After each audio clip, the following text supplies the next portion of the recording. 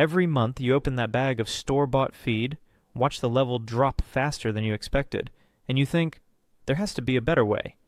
And here's the thing. There is. Most backyard chicken keepers don't realize that the answer's already growing, or could easily be growing, just a few feet from the coop. 7 plants.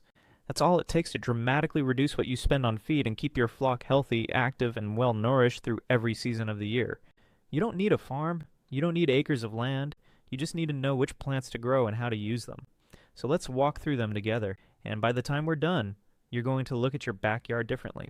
The first plant is one you've almost certainly seen growing wild at some point, and you may have even pulled it out of your garden thinking it was a weed. Comfrey. This deep-rooted perennial is one of the most nutrient-dense plants you can grow for your flock. The leaves are high in protein, calcium, and potassium. Exactly what laying hens need to produce strong eggs consistently. What makes comfrey especially valuable is how fast it grows.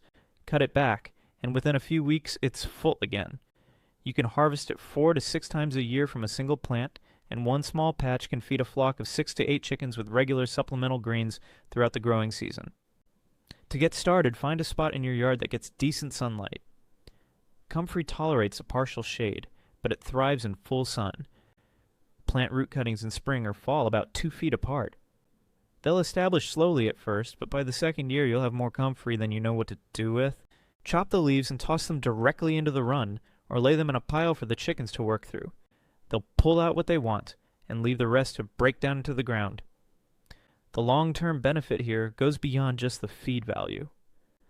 Comfrey's deep roots mine nutrients from lower in the soil, bringing them up to the surface and enriching your entire garden ecosystem. It's a plant that gives in multiple directions at once. One small tip. If you want to avoid it spreading too aggressively, choose a sterile or low-seeding variety like Bocking 14. Now, from something your chickens will eagerly devour, let's talk about a plant that also works hard underground while feeding your flock above ground. Sunflowers. If there is one plant that chickens seem to recognize as pure reward, it's the sunflower. The seeds are rich in healthy fats and protein, and when you grow your own, you're essentially producing a supplement that would cost a good amount of money if you bought it bagged. The process is simple and incredibly satisfying. Plant sunflower seeds in late spring after your last frost. Choose a tall variety. The giant types produce the most seed heads. Give them full sun, water them through dry spells, and let them do what sunflowers do best: grow tall, bloom boldly, and produce. When the seed heads mature in late summer, you have 2 options.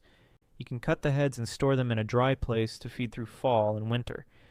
Or if your setup allows, you can bring the whole stalk into the chicken run and let the birds work the seed head themselves. Watching a flock of chickens work through a fresh sunflower head is one of those small backyard moments that reminds you why you started this whole thing in the first place. They'll pick it clean. Sunflower seeds are particularly valuable heading into winter when your flock needs a little extra fat to stay warm and maintain condition. Grow a row of them along a fence line, and you'll have more seed heads than you can use in a season. The third plant on this list is something that might surprise you, because it's not flashy and it doesn't get much attention in the homesteading world. Lambsquarters. This is a wild green that grows prolifically in disturbed soil, garden beds, and along fence lines. Chickens love it. The leaves are tender, mild, and loaded with vitamins and minerals, including calcium, iron, and vitamin A. If you've been pulling it out of your garden and throwing it away, you've been discarding one of the best free feeds available to you. You don't need to plant lambsquarters intentionally. Chances are it's already appearing in your yard or garden each spring. The key is to learn to recognize it and let patches of it grow in areas you're not using for other crops. When it reaches a foot or 2 in height, cut bunches and toss them into the run. Chickens will strip the leaves off the stems completely. It's one of those beautiful situations where a weed becomes a resource. Over time, you can even encourage it to grow in a dedicated area by allowing a few plants to go to seed each fall. It will return reliably without any effort from you. And speaking of things that return reliably, let's talk about one of the most underappreciated perennial plants for the chicken keeper: stinging nettle. Before you close the door on this idea, yes, it stings. And yes, your chickens will eat it. Once nettles are dried or wilted, the sting disappears completely, and what remains is one of the most nutritious green plants available anywhere. Nettles are exceptionally high in protein, iron, calcium, and a range of vitamins. Herbalists have used them for centuries, and farmers who grew up with traditional practices often dried nettles as a winter feed supplement for livestock. To use nettles safely, cut them with gloves on, then lay them out to wilt for a few hours. Once wilted, they're completely safe to handle and to feed. You can dry large quantities in late summer and store them for winter when fresh greens are scarce. Crumble the dried leaves over your flock's regular feed, or toss whole dried bunches into the run. During winter especially, that burst of vitamins and minerals can make a real difference in your hen's health and egg production. Plant nettles in a contained area, and they spread by the root, so a raised bed or a spot with a natural barrier works well. Once established, they require almost nothing from you and return every spring without fail. Now let's pause here for a moment, because if you found this useful so far, it would mean a lot if you gave this a like and left a comment below telling me which of these plants you're most excited to try. It genuinely helps, and I love hearing how your flock is doing. Alright, we still have 3 more plants to get through, and one of them might already be growing in your yard right now. That plant is clover. White clover in particular is a powerhouse for backyard flocks. It's high in protein for a ground cover, and sometimes reaching levels that rival commercial feed additives, and it fixes nitrogen into the soil at the same time, which means your garden benefits just by having it nearby. Chickens will graze clover actively when given access to it, and it spreads on its own once established, filling in bare patches and creating a self-renewing food source right in the run-of-ish or pasture area. To establish clover, simply broadcast the seeds over a prepared area in early spring or early fall. It germinates quickly and establishes easily. If you rotate your chickens through different sections of the yard, clover can recover and regrow between rotations, giving you a living feed source that refreshes itself season after season. One of the quieter benefits of clover that often gets overlooked is what it does for the gut health of your flock. The natural plant compounds in clover support a healthy digestion, and chickens that graze on it regularly tend to have calmer, steadier temperaments. It's not just food. It's enrichment. The 6th plant on this list takes a little more patience to establish, but once it's there, it becomes one of the most generous feed sources in your entire backyard. Moringa. If you live in a warm climate, zone 8 or above, moringa is something you should seriously consider growing.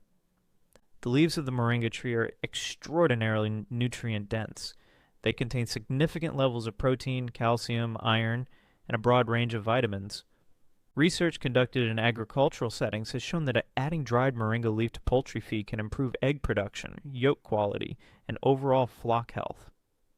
And you can grow it yourself in a pot or in the ground, starting from seed.